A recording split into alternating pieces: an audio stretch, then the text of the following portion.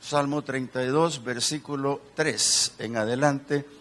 Dice la palabra, con toda reverencia la leemos: mientras callé, se envejecieron mis huesos en mi gemir todo el día, porque de día y de noche se agravó sobre mí tu mano. Se volvió mi verdor en sequedades de verano. Mi pecado te declaré y no encubrí mi iniquidad.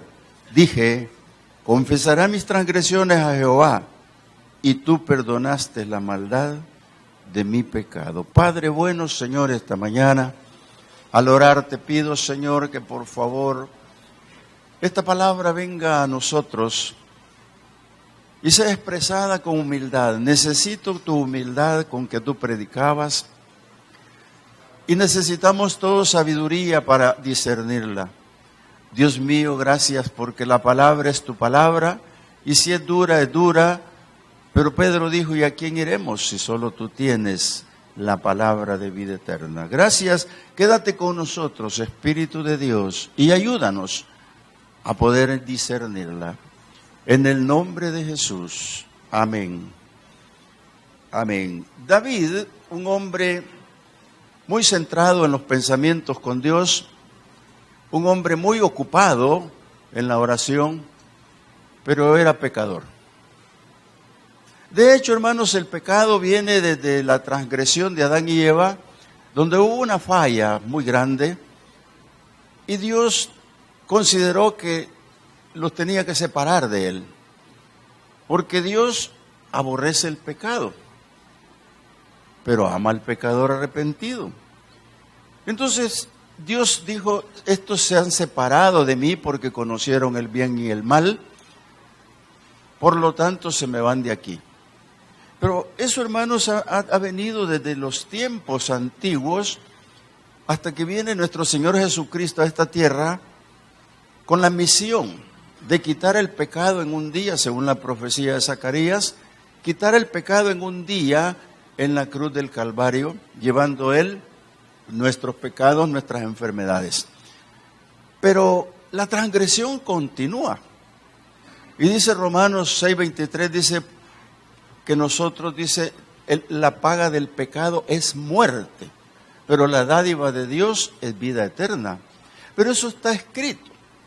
Y no llegamos a conclusiones sobre el término de ese mismo versículo. ¿Por qué? Si el pecado es muerte, tengo que sentir miedo, pero me quedo con la dádiva de Dios, que es vida eterna. Pero una cosa no cuenta sin la otra. Si yo no razono lo del pecado, menos voy a tener vida eterna. Perdóneme, si para los que piensan que la salvación no se pierde, mucho cuidado.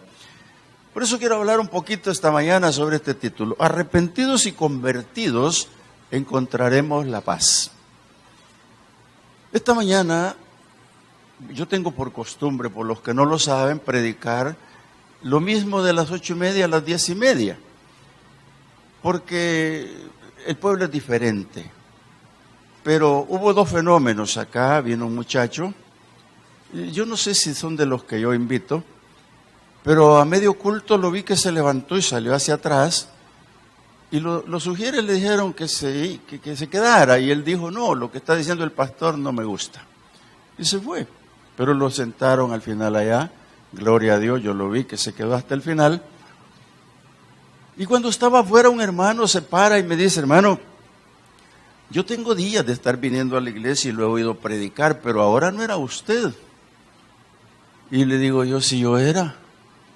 Mire, me dijo: pero es que usted sonríe, usted hace, y hoy no era usted. Y le digo: ¿por qué sería? Y me dijo: ¿sería por el tipo de sermón? Y yo dije: yo creo que eso fue. Porque el sermón no arrancó ningún aplauso.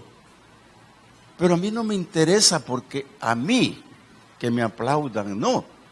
El que notó que no hubo aplausos es el Señor, porque yo estaba hablando justamente del pecado oculto. Si el culto de las 10 no aplaude al Señor, no es mi culpa. pero yo voy a predicar sobre este título: arrepentíos y convertíos para encontrar la paz. En primer lugar, hermanos, el pecado no se puede ni se debe ocultar. Porque yo puedo caminar con mi saco, corbata que ya la pagué, pero el pecado no se mira, no se toca, es intangible. Porque son acciones que están en el ser humano por su naturaleza. Y nosotros a veces creemos que por pequeño que es, no es pecado. Es pecado, hermanos. Si mentir es pecado.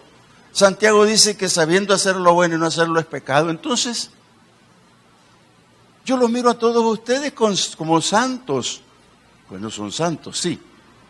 Pero el pecado que se oculta, ¿sabe? El que oculta el pecado, el que calla el pecado, es que lo está ocultando. Note bien lo que estoy hablando. Callar el pecado es ocultarlo.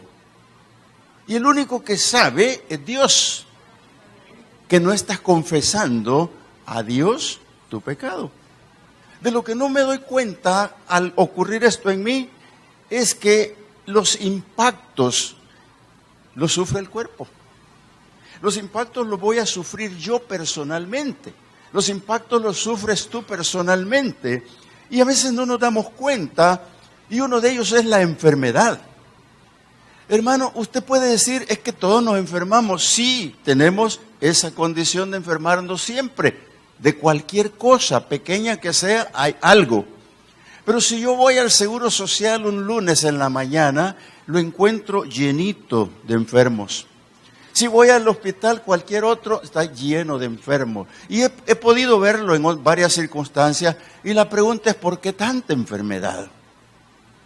Pero, hermanos, querer responderse eso es fácil. Porque las estadísticas dicen, no, es que el diagnóstico es este, el diagnóstico es otro. Pero yo el diagnóstico que quiero llegar es que el cuerpo sufre los embates y no nos damos cuenta que es por el pecado. Y esto es lo que debemos de comprender cuando el pecado te trae incluso pobreza.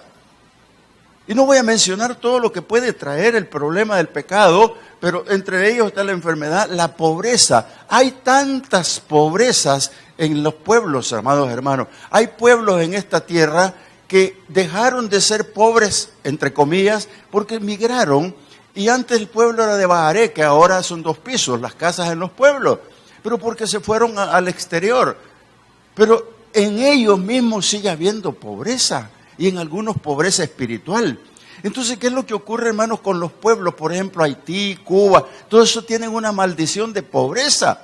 El Salvador, aunque no querramos, tiene maldición de pobreza. ¿Pero por qué, hermano? ¿Por qué? Porque aquí viene el problema grande. Hay maldición por no confesar el pecado. Cuando Daniel estaba despidiendo el pueblo, que ya venía de regreso de los 70 años de cautiverio, lo primero que hizo fue, Padre, perdona a tu pueblo. Perdónalo porque ellos no razonaron y el conflicto es grande.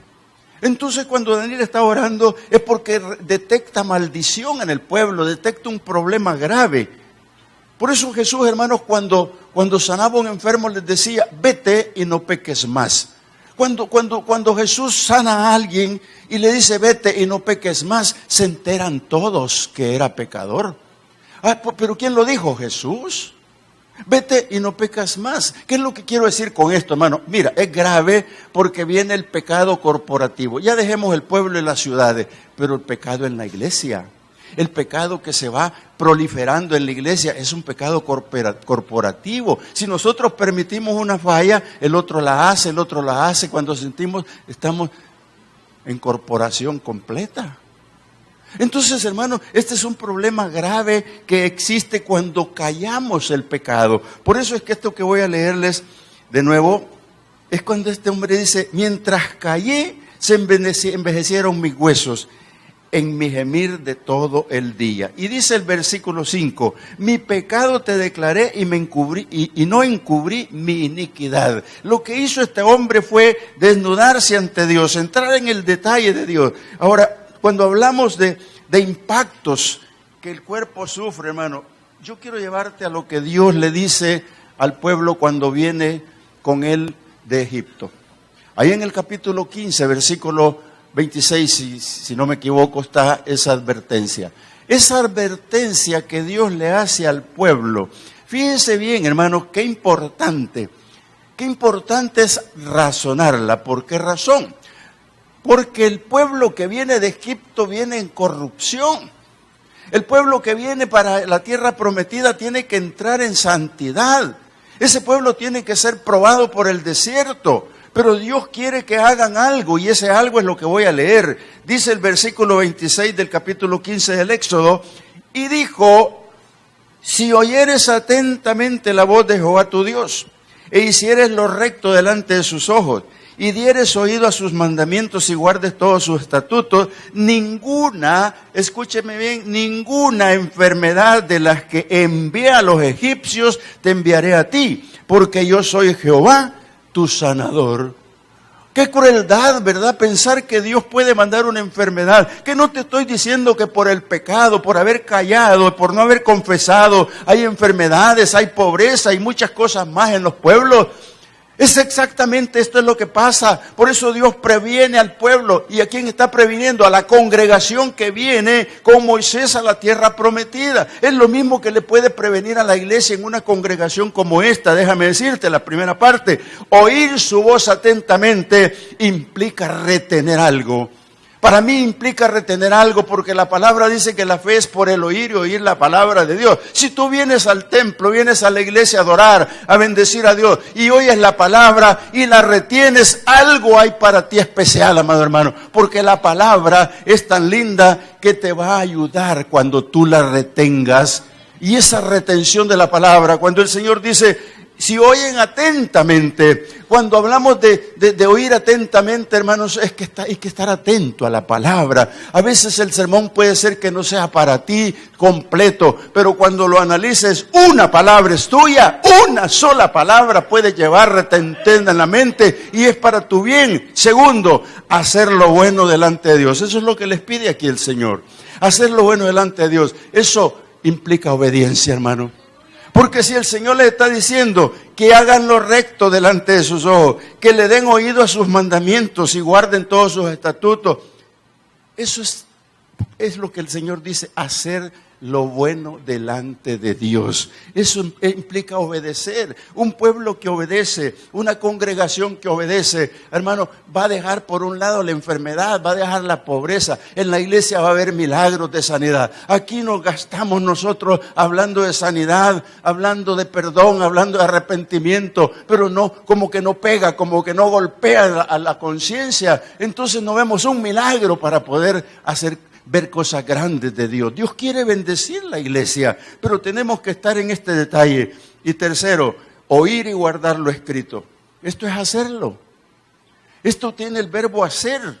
Si nosotros hacemos eso, dice el Señor, ninguna enfermedad de las que envié a los egipcios les enviaré. Hermano, solo piensa en las enfermedades. ¿Quiere usted el agua convertida en sangre? No. ¿Quiere piojo? Tampoco. ¿Quiere sarna? No quiere sarna. Ninguna de esas plagas va a venir, hermano. Y porque cuando usted lee el Salmo 91, dice que el que habita al abrigo del Altísimo morará bajo la sombra del Omnipotente. Y dice, 1000 plagas pueden venir, pero a ti no vendrá ninguna. ¿Por qué? Porque tú has confiado en un Dios de poder. Tú crees que Dios lo puede hacer, pero tienes que entrar en el detalle de reconocer, oír su voz atentamente, hacer lo bueno, oír y guardar su palabra.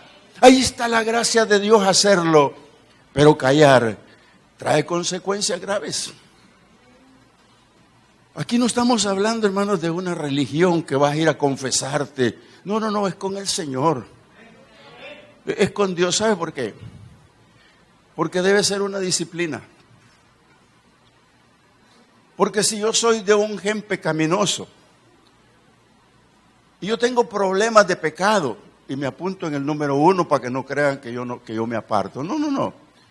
La Biblia dice que si yo digo que no tengo pecado, hago a Dios mentiroso. Dice Juan. Pero mismo Juan me da la pauta a seguir y dice, pero Dios es fiel y justo para perdonar tus pecados. Y si aún no lo crees todavía, abogado tiene en el cielo con Jesucristo para eso mismo. Pero no debo callarlo. Debo de entenderlo. ¿Por qué? Porque se haga una disciplina. Quiero que leas conmigo Hebreos capítulo 12, versículo 11. Solo para entender una parte, quiero leerte el 10. Y dice, y aquellos ciertamente por pocos días nos disciplinaban como a ellos les parecía, pero para lo que nos es provechoso, para que participemos de su santidad. Dios, la disciplina de Dios. Es verdad que ninguna disciplina al presente parece ser causa de gozo, sino de tristeza, pero después da fruto apacible de justicia a los que en ella han sido ejercitados. Hermano, si cree usted que es un ejercicio, pues haga ejercicio de esto. ¿Sabe por qué? Porque caer en el pecado es vivir con el pecado. Y entonces cuando la gente le produce escozor, ya no se rasca ni hace nada. Pero si la disciplina de Dios me está diciendo que no tengo que callar el pecado, y el día que callo el pecado lo estoy ocultando, pero para mí, al pueblo, pero ante Dios no se puede ocultar. Por muy vestido que ande o bañado, no, hermano, no se puede ocultar. Entonces, ¿cuál es el problema? Vivir con eso. Yo te digo algo importante, que es mejor vivir por la palabra de Dios y no bajo la disciplina de Dios. La disciplina de Dios que me sirva para caminar y recordar lo que no debo de hacer. Porque Dios al que ama castiga, dice la palabra. Y dice, estos nos disciplinaron antes conforme eran los terrenales. Pero Dios, la disciplina de Dios es permanente. Y el Señor dice, mejor no me hubieran conocido. ¿Por qué? Porque para que tú tengas gozo, tienes que pedir perdón. Y si no se puede pedir perdón, estás ocultando el pecado. Y si lo estás ocultando, no has tomado una decisión correcta. Mira lo que dice el capítulo 32 de los Salmos, volviendo al mismo, en el versículo 5. Mi pecado, dice el salmista, te declaré, y no encubrí mi iniquidad. En pocas palabras, fui sincero y te conté todo, Señor. Aunque tú lo sabías, pero te lo dije todo. Dije, confesaré mis transgresiones a Jehová, y tú perdonaste la maldad de mi pecado. Un presente y un futuro del salmista que vale la pena mencionar. Mira, cuando tú tomas una decisión es personal ante Dios. Y cuando tomas una decisión personal ante Dios, Dios envía su Espíritu. Y Dios envía su Espíritu para ayudarnos. Porque no estoy hablando con gente extraña. Si alguien está por primera vez, discúlpenme si no lo comprende, pero quiero hablar con un pueblo maduro. Y tú que estás en la televisión, un saludo especial de Canal 46. Pero el mensaje que estás escuchando también es para ti. Porque lo que Dios quiere es que confesemos nuestros pecados. Yo quiero que vayas conmigo para ver y sustentarnos un poquito más. ¿Por qué Dios aborrece el pecado? Isaías 1:16. Busquémosle un significado a esta palabra. Fíjese bien lo que el Señor le dice al pueblo. En primer lugar, le ha dicho, no quiero fiestas, no quiero holocaustos. No me interesa su alegría, porque ustedes tienen manchadas las manos de sangre. No pienses en fiestas solemnes ni lunas nuevas. Lo que yo quiero es esto. Y dice el versículo 16, Isaías 1. Lavaos y limpiaos. Quitad la iniquidad de vuestras obras de delante de mis ojos. Dejen de hacer lo malo. Aprended a hacer el bien. Busquen el juicio. Restituyan al agraviado, haced justicia al huérfano, amparad a la viuda. Y luego el Señor les lanza la ofensiva final, que es muy agradable, por cierto, y les dice, venid luego, no mañana ni pasado, ni lo dejéis pasar. Venid luego, dice Jehová, y estemos a cuenta. La pregunta es, ¿qué le debo yo al Señor? ¿Qué es lo que yo le debo al Señor para que Él esté resentido conmigo? Los hijos de Dios no pueden estar lejos de Dios ni esperando para el siguiente día pedir perdón. Los hijos de Dios cometen la falta y de inmediato tienen que ir de rodillas a hablar con Él. Los hijos de Dios no pueden estar esperando más, porque esos tiempos se los aprovecha el enemigo. Y entonces dice, estemos a cuenta, yo si le debo algo al Señor, voy a entender esto. Si vuestros pecados fueron como la grana, lo que el Señor le está diciendo, no me interesa cómo los califiques tú, yo te los voy a calificar, porque si son negros, negros, negros, yo te los voy a hacer blancos, dice el Señor. Y esta es la palabra linda cuando el Señor te dice esto, porque no me interesa cómo sean, como la nieve serán emblanquecidos, y si son rojos, rojos, rojos, rojos como el carmesí, van a ser como blanca lana. Lo que Dios está diciendo es que a Él no le importa cuánto estés cuantificando tu pecado. Yo te digo que hay personas que me han preguntado y me dicen, hermano, yo no entiendo cómo Dios puede perdonar a un criminal. Y yo le digo, yo sí lo entiendo, pero todo depende del criminal. Porque si el criminal se arrepiente, y se arrepiente de corazón, Dios lo perdona. Y aquel pasa a ser un pasado. Por eso que cuando tú viniste a los pies de Cristo, y en el altar doblaste rodillas o lloraste, eso es lo que vimos. Pero lo que Dios vio es tu corazón. Si hubo un arrepentimiento genuino en ese momento, fuiste justificado por Dios y te dijo, hijo, no me debes nada, has venido a estar a cuentas conmigo, por lo tanto, te inscribo en el libro de la vida y te doy perdón absoluto, eres inocente. Eso es lo que se entiende, amado hermano, cuando está en cuentas con Dios, pero de repente no nos damos cuenta y hay personas que dicen, no, es que yo debo mucho de pecado, yo no voy a ir, pues lo que estás haciendo es acumular factura, factura, factura. Mejor arrepiéntete ahora para que te conviertas y vivas en paz. Amado hermano, la transgresión confesada trae paz. Mira, ahí el 32:1. Estamos siempre en el Salmo 32. Dice, bienaventurado aquel cuya transgresión ha sido perdonada y cubierto su pecado. Bienaventurado aquel que pecó. Bienaventurado aquel que fue perdonado y su pecado fue cubierto. Para el Antiguo Testamento era cubrirlo, ahora es borrado. 2. Bienaventurado el hombre a quien Jehová no culpa de iniquidad y en cuyo espíritu no hay engaño. ¿Qué es lo que quiere decir esto, hermano? Que Dios no te culpa si tú te arrepientes, y el hombre ya no vive engañado.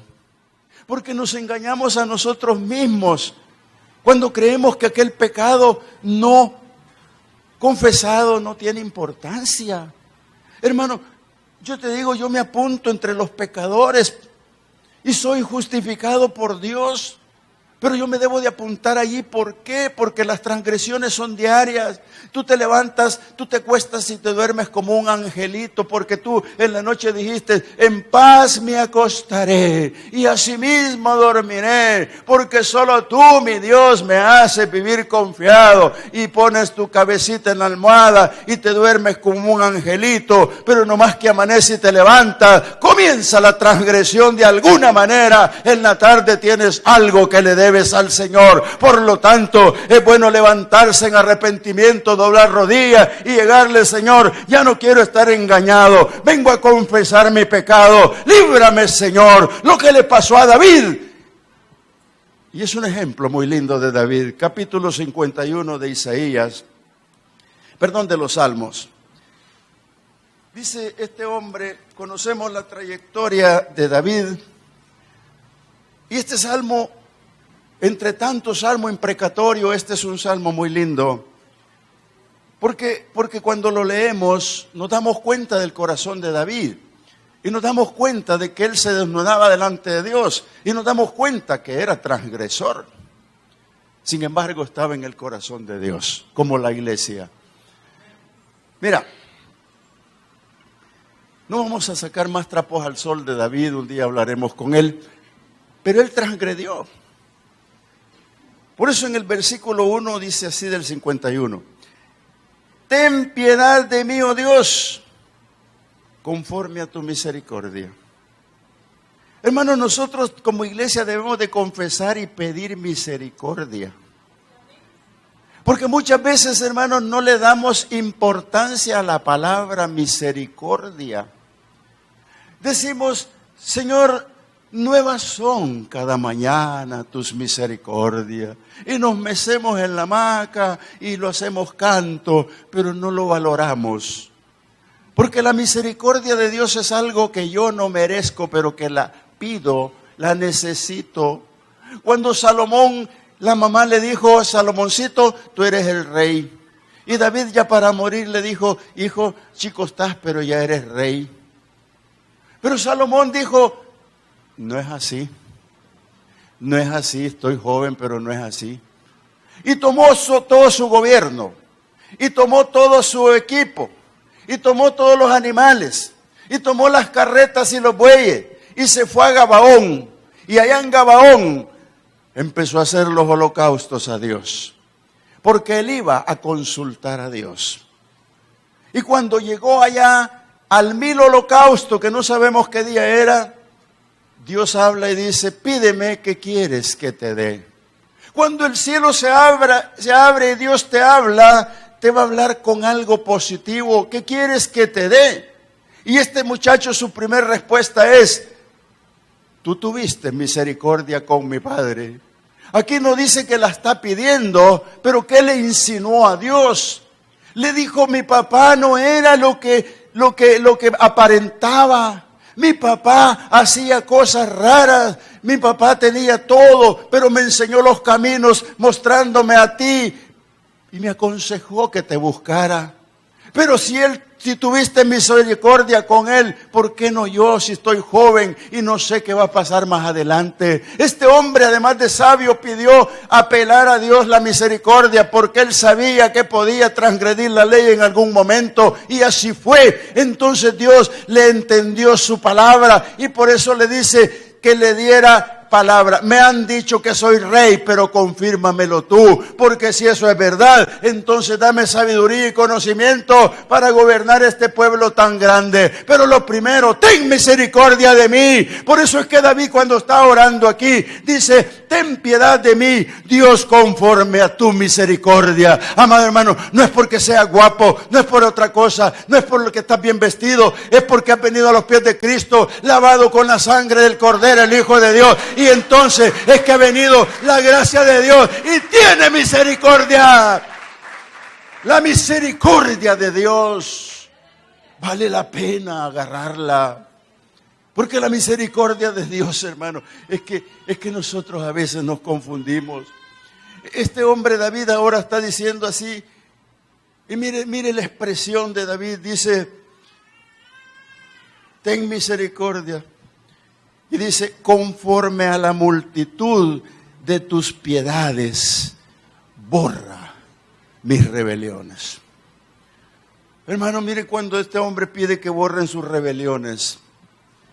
Lo que está haciendo es decirle, Padre, haz un trato con mi alma, porque esta alma es pecaminosa. Ezequiel dice, alma que pecare esa morirá. Y las almas de los hijos y de los padres es mía, dice el Señor. Y cuando morimos entregamos el alma. Por eso le dice David de esta manera, trata con mi alma. ¿Sabes qué, Señor? Borra mis rebeliones. Lo que le está diciendo es bien sencillo. Soy rebelde. ¿Y qué es rebelde? Es contrario, oponerse a algo real. Y en este caso, para nosotros es bien importante analizarlo. Si usted cree que no es rebelde, cuando le dije que se duerme como angelito y despierta en la mañana para transgredir, es porque somos rebeldes, es porque tenemos esa condición y aunque quieras o no, estamos pecando. Por eso el Señor dijo, aprended de mí que soy manso y humilde de corazón, amado hermano. Eso lo dijo el Señor. ¿Y qué importancia tiene que este hombre le dijo, borra mis rebeliones? ¿Y sabe qué es borrar? Borrar, yo lo anoté por si me equivoco, y dice que borrar es eliminar y hacer desaparecer algo, quitar algo, amado hermano. Mire, cuando uno está dando clase, en donde sea, y escribe en la pizarra, y de repente hay que borrar, y comienza a borrar, y el alumno le dice, no, profe, todavía no, allí no he copiado. ¿Por qué? Porque le interesa, pero a Dios le interesa borrar tus rebeliones y borrarlas completas, hermano. Eso es lo que está pidiendo el salmista, mire. Y vuelve a pedir otra cosa y le dice, que sean lavadas mi maldad. Oiga, primero que borre y ahora que lave. Dice el versículo 2, lávame más y más de mi maldad y límpiame de mi pecado. Hablemos de lavar. Yo pienso que Dios, cuando nosotros le decimos lávame, más y más, dice aquí, es porque mañana también. Y lavarse, hermano, era un ritual, por supuesto, en aquel tiempo, pero lavar el pecado, trasladémonos a Dios. Cuando nosotros decimos que Cristo, por su sangre hemos sido lavados. Note usted que cuando Juan está en el cielo, en el Apocalipsis capítulo 7, dice que el ángel le habló a Juan y le dijo, ¿y estos que están vestidos de ropas blancas, quiénes son? Y Juan le dijo, yo no sé, tú lo sabes. Estos son los que han lavado sus ropas en la sangre del Cordero. Este es el remitente que tengo, pero también tengo el remitente de lavar los pecados. ¿Sabe por qué? Porque es necesario que sean lavados. ¿Sabe usted? Cuando el Señor se ciñe la toalla y toma el hebrillo y va lavando los pies, se encuentra con un rebelde que no ha pedido que le borren sus rebeliones, Pedro, y le dice, a mí no me lavas los pies, y los esconde. El Señor le dice, ven para acá, Pedrito, si solo te los quiero lavar. No, a mí no me tocas. Y viene y le dice el Señor, mira, si no te lavo los pies, no vas a entrar al reino. ¿Ah? ¿No vas a entrar al reino, rebelde? ¿Ah? Lávame completo. Y el Señor le dice a todos, vosotros no necesitáis esto, porque ya ha sido lavado por la palabra. Y cuando el pueblo ha sido lavado por la palabra, entonces le cambia todo. Dios quiere operar las veces que sea necesario. Lávame, Señor, le dijo. ¿Y sabe qué le dijo? Límpiame, límpiame de mi pecado. Podemos hablar mucho sobre esto en una vigilia, pero la limpieza, hermanos, tiene una connotación. Voy a tomar ejemplos, no lo tomen a mal las amas de casa. Pero una empleada va a la casa de alguien a hacer limpieza el día. Y cuando llega la ama de casa en la tarde le dice, ¡ay, qué lindo! Está todo limpio. Sí, le dice, ¿terminaste temprano? Sí. Le paga y la recomienda porque es buena. Pero no es que ella sea buena, porque a la casa del vecino fue por el mismo salario y cuando llegó la dueña de casa, la limpieza estaba a la mitad.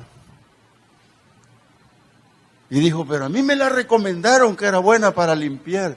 Y le dijo ella, es que su casa no está limpia, no estaba muy limpia. Necesita más y más limpieza. ¿No es cierto, hermanos, que la iglesia tiene que tener una limpieza más y más y más? ¿No es cierto que yo me tengo que limpiar más y más? Recuerdo cuando mis niñas estaban chicas, mis nietas, mi esposa le decía, ¿te bañaste bien? Sí, mami, vení para acá. Y le revisaba detrás de las orejas y le decía, no, aquí no te has bañado bien. Porque ella quería ver una limpieza. Un tío mío era tan estricto que le decía a la esposa, la tenía bien direccionada, así deberíamos de ser todos, ¿verdad? Y entonces le ponía la ropa fuera del ropero donde había luz. Porque él llegaba y miraba la camisa por el revés y el derecho, los quiebres de los pantalones y de las camisas, y si tenía alguna mancha, o si tenía algo que no estaba limpio, no se la ponía, y ahí de la esposa. Meticuloso. Si la iglesia quisiera ser así, hermanos, ¿qué resultaría? Se puede comparar con lo que el Señor dice que quiere una iglesia para presentársela Él mismo sin manchas y sin arrugas. Y el salmista le está diciendo, borra mis rebeliones porque me estorban. Oye, Señor, hazme un favor y lávame completamente. Y ahora le está pidiendo que lo limpie del pecado. Pero sabe, hermano, que es necesaria esa limpieza, porque cuando esa limpieza se hace, no es necesario del mantenimiento. La vecina que tenía limpia su casa solo requería una limpieza ligera. Sin embargo, la otra tenía la casa cochina, sucia, y ni en 3 días se le iban a limpiar. Amado hermano, ¿en cuántos días te limpia el Señor? En un día te limpia de pecado. En un día te va a limpiar completamente, porque Él lo puede hacer. El salmista no está equivocado cuando dice eso. Señor, lo que le ha dicho en pocas palabras, para que yo no tenga mantenimiento que tener, Señor. Es terrible, pero este hombre es capaz de hacer eso. Dice el versículo 3. Porque yo reconozco mis rebeliones y mi pecado está siempre delante de mí. Qué triste, ¿verdad? Oiga, yo siento algo raro. Porque cuando el pecado viene, busca lo más débil. Y cuando busca lo más débil, es donde perdemos. Yo siempre parafraseo esto, Santiago 1, del 12 en adelante, pero hoy quiero que lo leamos. Quiero que lo leamos para tomar razón de esto, porque vale la pena. Dice, bienaventurado el varón que no anduvo en consejo, se lo saben de memoria, ¿verdad? Que no anduvo en consejo de malos. No es el Salmo 1. Mira, lo vamos a leer. Dice, bienaventurado el varón que soporta la tentación, porque cuando haya resistido la prueba recibirá la corona de vida que Dios le ha prometido a los que le aman. Cuando alguno es tentado, no diga que es tentado de parte de Dios, porque Dios no puede ser tentado por el mal, ni Él tienta a nadie, sino que a cada uno es tentado cuando de su propia concupiscencia es atraído y seducido. Entonces la concupiscencia, después que ha concebido, da luz al pecado, y el pecado, siendo consumado, da a luz la muerte. Amados hermanos, dice Santiago, no erréis. ¿Qué es lo que está diciendo, hermano? El salmista está diciendo ahora de otra manera. Y ese salmo es tan lindo porque no lo podemos omitir de un hombre que está en pecado y que tiene un grave problema confesándoselo al Señor. Mira, nosotros debemos de ser sabios para comprenderlo. Dice, y mi pecado está siempre delante de mí. Versículo 3 del capítulo 51 de los Salmos. Cuando habla de que el pecado está ahí, hermano, es importante analizarlo. Si Santiago dice que el hombre es atraído y seducido, es porque lo que dice Hebreos, que teniendo una nube tan grande de testigos, corramos, dice, porque el pecado nos asedia, nos cerca, nos mina. Y nosotros, dice Santiago, el hombre de su propio deseo desordenado, que es la concupiscencia, es seducido, atraído y embarazado, y da a luz el pecado, y el pecado es la muerte. Entonces, hermanos, cuando David está pidiendo esto, lo que quiere es la justicia de Dios. Pero vamos terminando con esto. En el 51:8 dice de esta manera: hazme oír gozo y alegría, y se recrearán los huesos que has abatido. Esconde tu rostro de mis pecados y borra todas mis rebeliones. Se lo está pidiendo por segunda vez. Y cuando le dice, esconde tu rostro de mis pecados y borra todas mis rebeliones, y mis huesos se recrearán. El Salmo 32 dice, mientras callé, me dolieron los huesos. Mientras callé mi pecado, que no lo confesé, me dolieron mis huesos de día y de noche. Tu mano estaba siempre atormentándome. Es porque Dios lo puede hacer, amado hermano. Es porque Dios lo puede hacer para disciplinarnos. Pero yo te quiero decir lo que dice el Salmo 8 en este caso, que tu enfermedad va a desaparecer. Tus huesos se van a recrear, dice ahí el salmista. Y lo que ocurre es que habrá un cambio personal en tu vida. Versículo 10 dice de esta manera: crea en mí, oh Dios, un corazón limpio y renueva un espíritu recto dentro de mí. Si no hay borrador, si no hay un lavado y no hay una limpieza, que son dos cosas diferentes, no puede haber un cambio. Entonces el cambio es cuando nosotros nos arrepentimos y entramos al gozo del Señor. Y cuando esto ocurre, el corazón limpio se manifiesta en la iglesia. Y dice el versículo 11-12, no me eches de delante de ti y no quites de mí tu Santo Espíritu. Vuélveme el gozo de tu salvación y espíritu noble me sustente. Me voy a detener un poquito aquí y lo voy a trazar, pero vale la pena que lo mencione. Cuando nosotros venimos al Señor, el Señor nos sella. Dice Efesios 1:13, habiendo oído y creído el santo evangelio, de verdad fuiste sellados con el Espíritu Santo de la promesa, el cual son las arras de la herencia adquirida hasta la disposición final. Lindo, precioso.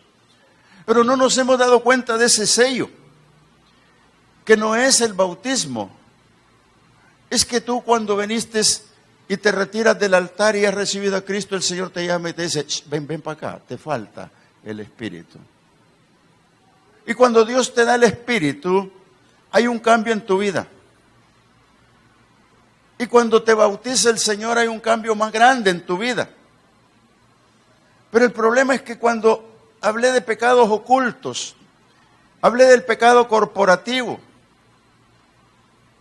y hay personas, lamentablemente, bautizadas en el Espíritu, en problemas. Pero el salmista se ha dado cuenta, y esta es la astucia del creyente, que cuando se dé cuenta que el Espíritu no está con él, vaya y pídalo al Señor y dígale, Padre, que vengo y me arrepiento, pero no quites de mí tu Santo Espíritu. Señor, no quites de mí tu Santo Espíritu.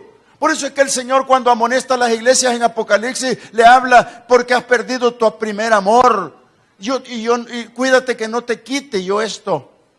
Y cuando el Señor quita el Espíritu Santo, hermano, ahí pasa buen rato. ¿Por qué? Porque no ha podido confesar su pecado, no ha podido desnudarse delante de Dios. Entonces el Espíritu Santo se retira porque es caballero. No quiero decir que se fue del todo, porque Él puede volver y restaurar tu vida al poner un espíritu recto dentro de ti. Eso es lo que el salmista nos está ordenando entender, y eso es lo que vale la pena entender, para que vuelva el gozo y, por qué no decir, la salvación a tu vida. Hermano, no te estés creyendo lo que algunos creen, que la salvación no se pierde. Aquí está bien claro que si Dios te quita el Espíritu Santo, tú corres un grave peligro, pero estás a tiempo de confesar al Señor tu pecado, abrir tu boca y decirle, Señor, yo sé que un corazón contrito y humillado, tú no lo vas a despreciar. Y mira lo que quiere decir, contrito es humildad. Yo quiero ser humilde, yo quiero buscarte. Por eso el Señor dijo esa parte, que la repito, aprendan de mí que soy humilde de corazón. El Señor quiere bendecirte, el Señor quiere llegar a tu mente y a tu corazón, el Señor quiere que hables con Él. Cierra tus ojos, Padre bueno. Señor, gracias.